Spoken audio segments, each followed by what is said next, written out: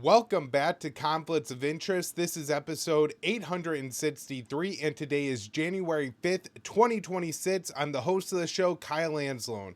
I hope you guys all had a great holiday season with the little one this year. It was very busy, so I didn't get out as many episodes of the show as I would have liked, but I did have a lot of fun, very enjoyable couple of weeks.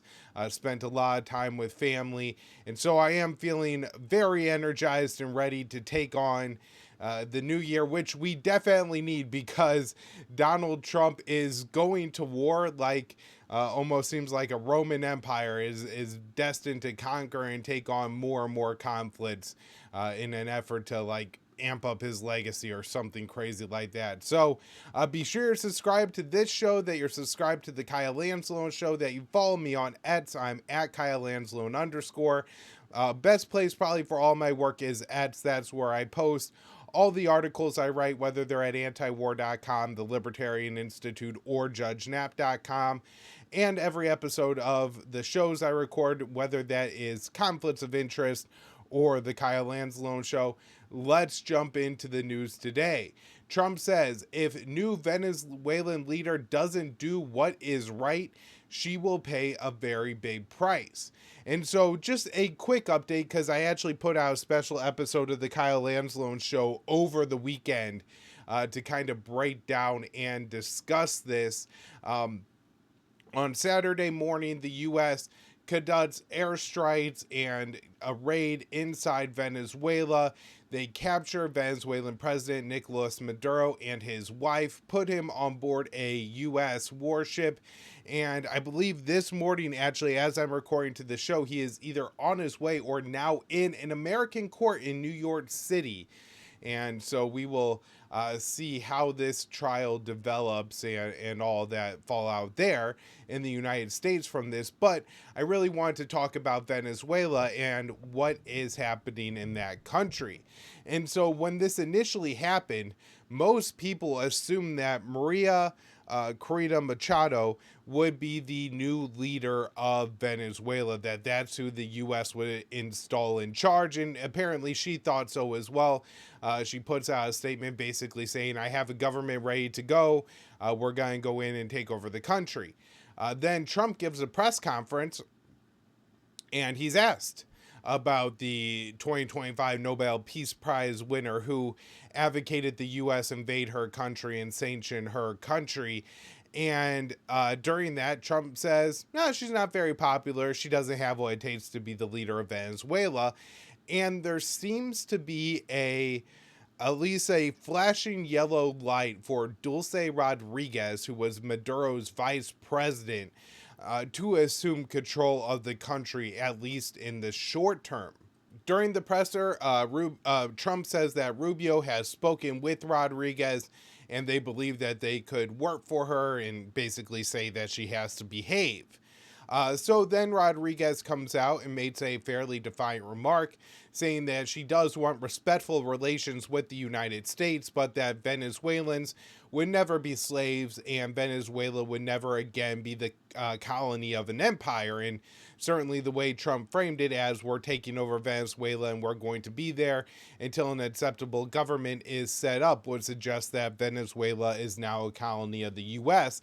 And so she would be defying what the president wants to do in Venezuela. Now, I did see U.S. officials spoke with Axios, which is a government mouthpiece kind of outlet. At the same time, I do think that this would only be in Axios if U.S. leaders wanted this message to be out there, and they said that they understand that her remarks are simply a attempt to hold on to power, right? Like if she comes out, if she goes in, she goes, our new American occupiers are here and we welcome them with open arms. They're going to make Venezuela great again, just like Trump made America great again.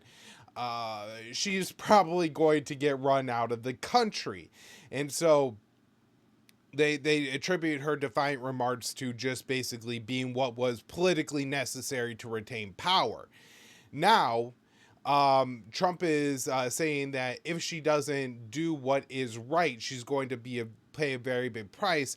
And that was in a telephone interview with The Atlantic that was given after Rodriguez's comments.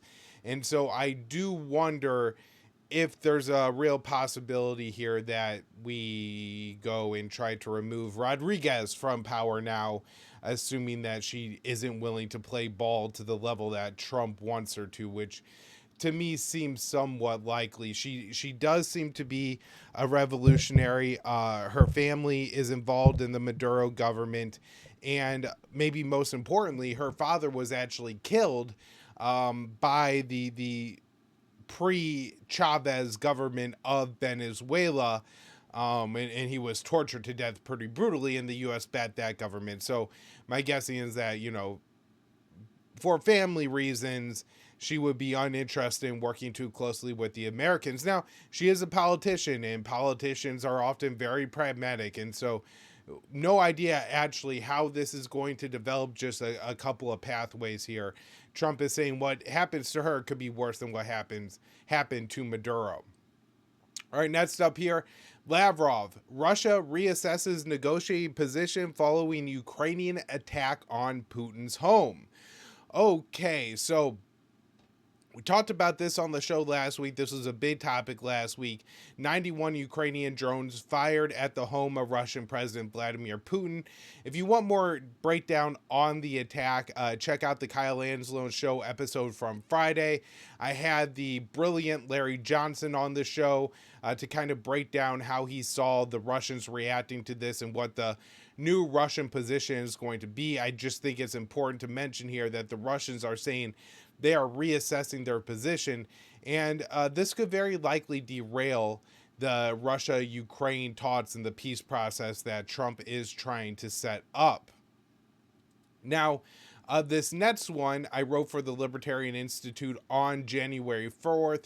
Zelensky names Kirilo Bunanov the new chief of staff, so apologizing for not being able to pronounce this guy's name, but this is the person that Zelensky appointed his new chief of staff at 39 years old. He is Zelensky's youngest chief of staff. He is currently the head of Ukraine's Defense Intelligence of Ukraine, the DIU. He is a over a decade-long now veteran of the Ukrainian war. He first fought against the Ukrainian separatists in the Donbass in 2014, injured several times. In 2016, he faced severe enough injuries that he was actually brought to the United States and was treated at the Walter Reed Hospital. He claimed that Russia poisoned his wife in an attempt to assassinate him in 2023, and his wife underwent treatment for heavy metal poisoning. And then another important thing is he is a part of a military unit that received training from the CIA. So he likely has some CIA training.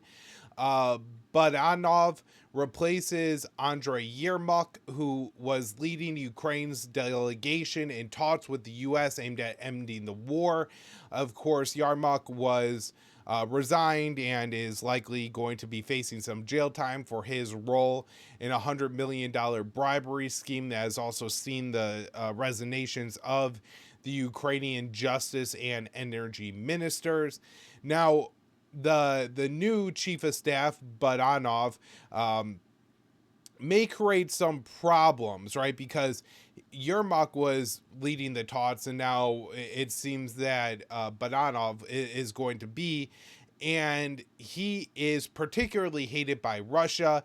He had a role, so Russia indicted him for attempting to blow up and actually detonating a explosive on the Kerch Bridge, which connects Crimea to mainland Russia.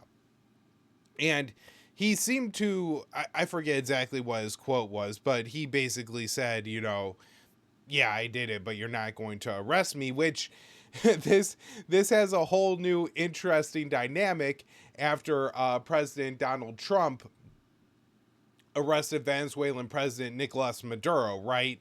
Where we indicted Maduro and then we used our military to arrest him in a foreign country, Venezuela, and bring him to the United States. Now, does Russia think, maybe that gives us a little bit of a green light to do the same thing to Zelensky's new chief of staff? I think that's possible, although the dynamics would likely be a lot more challenging. But it does seem to be the kind of person that when Lavrov or whoever is leading the Russian delegation eventually goes to sit down with the Ukrainians, they're probably not going to be very willing to talk to this guy. And so I think this could get in the way of the diplomatic process. And maybe that was even Zelensky's goal in naming him, because Bananov is the would place third in a potential presidential election behind only Zelensky and the former chief of the Ukrainian armed forces and current Ukrainian ambassador to the UK, Zaluzhny. Now, importantly, if let's say Zaluzhny dropped out and they hold an election and Bananov and Zelensky are the top choices, the chief of staff would actually beat his boss in that election, according to the polls. Next up here, this one I wrote for the Libertarian Institute last week. North Korea tests nuclear-capable cruise missile. So North Korea's state media announced that Supreme Leader Kim Jong-un oversaw the test of a strategic long-range cruise missile. This was on December 28th. The outlet added that Kim attended the drills. He said the test launch was a practical verification and clear demonstration of the absolute reliability and combat readiness of our strategic counterattack capability. So I just want to mention this. This is obviously a significant missile test on behalf of the North Koreans. It really didn't get much coverage in the media, and North Korea actually tested a second missile on Saturday. Now, I saw some people saying, because this missile test did occur shortly after the U.S. strike and raid in Venezuela, and it's not necessarily impossible that the missile test was some kind of response to the kidnapping of Nicolas Maduro. I would be somewhat skeptical of that for a couple of reasons, just how quickly the test occurred after the kidnapping of Maduro. Did Kim just say, oh, shoot one of these missiles that we have ready to go? It's certainly possible. But I feel like the North Koreans are typically a little bit more calculating in their actions, and that would seem to be a little impulsive for Pyongyang, as far as I could tell. Additionally, the statement from North Korea on the latest missile test did not mention Venezuela, although North Korea did give other statements condemning what the U.S. did to Maduro. Now, North Korea obviously has some sympathies, at the very least, with Maduro. They're kind of a part of the same group of nations that, and when I say group, I mean that very loosely, not a bloc, not an alliance, not even a cooperation, but countries that are listed as official enemies by Washington.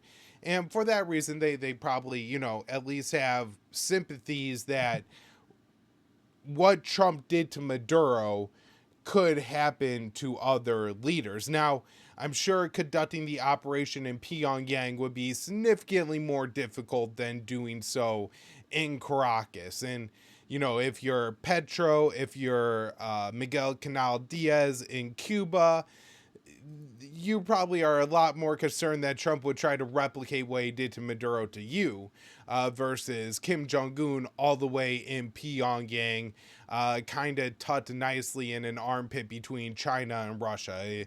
I just imagine that military operation would be far, far harder to conduct, not only because it's so much further from the United States, but because of the location of North Korea, and particularly Pyongyang, which is somewhat further north. It's not like on the border with Russia and China or something like that, but certainly not too far from either of those nations either. You would imagine that like North Korean or Chinese and Russian air defenses and things like that would detect the Americans long before they reach any presidential palace. All right, moving on here, a couple stories on the situation in Gaza. Israeli Knesset passes bill that cuts UNRWA from electricity and power.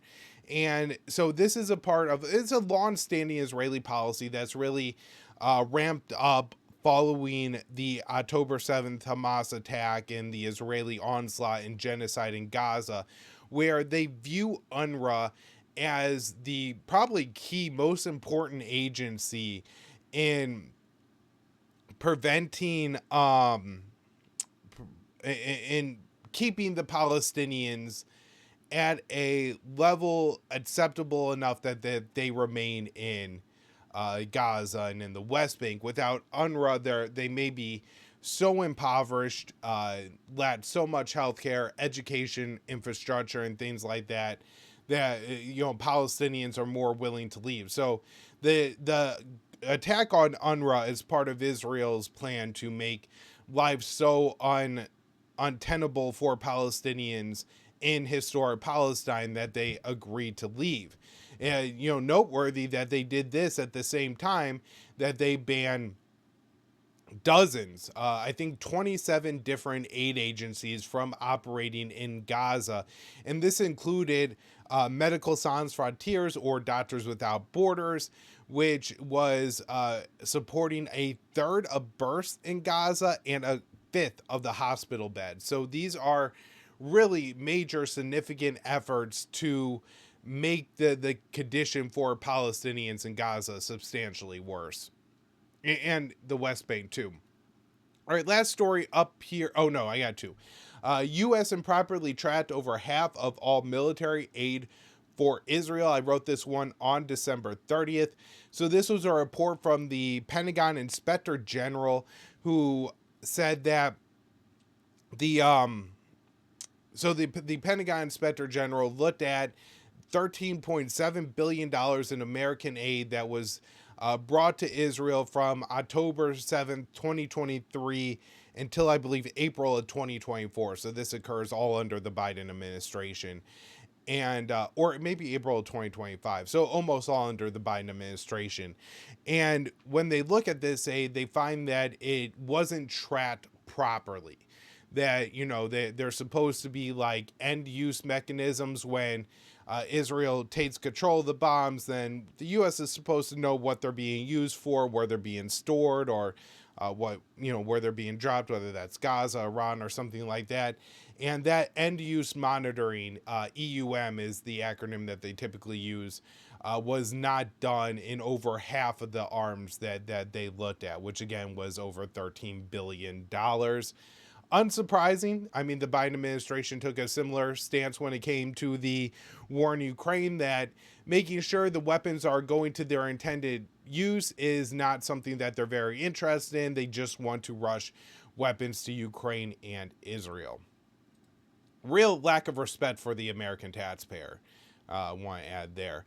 All right, last up here, Trump says Hamas will be given a short period of time to disarm.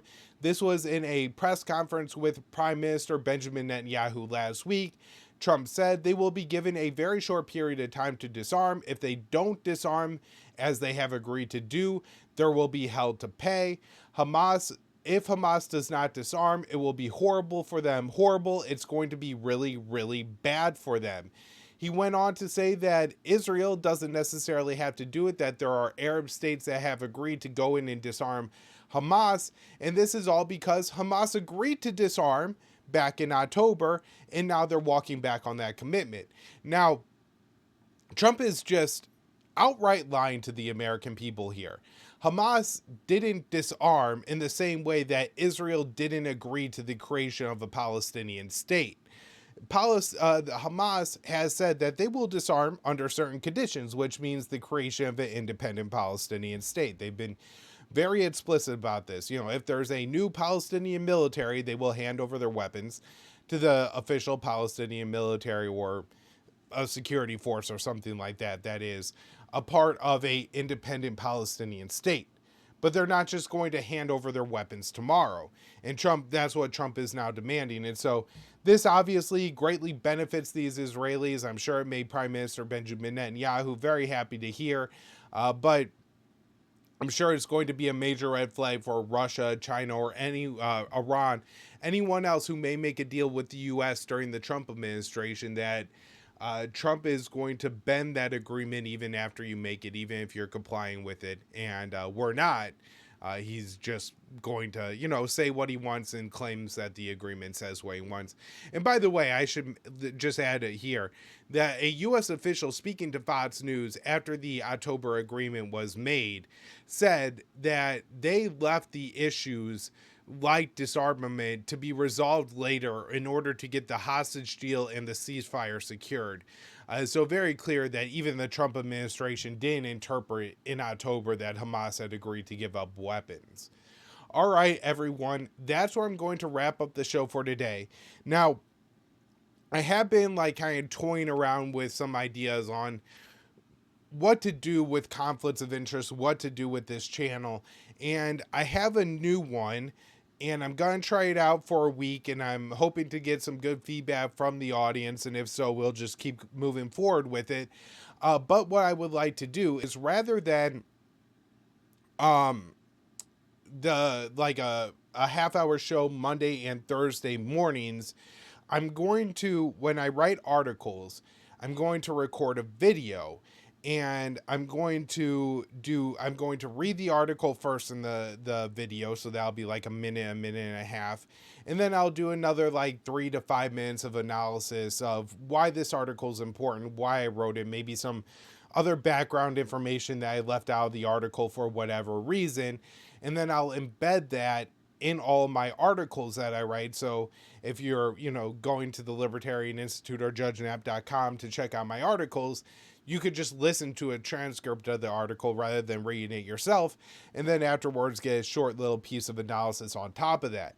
Overall, I think that's going to mean a lot more content on this channel, just shorter videos and more of them. So again, guys, let me know what you think of the idea, and we will be back with more episodes of Conflicts of Interest later today after I write some articles. Thanks, everyone.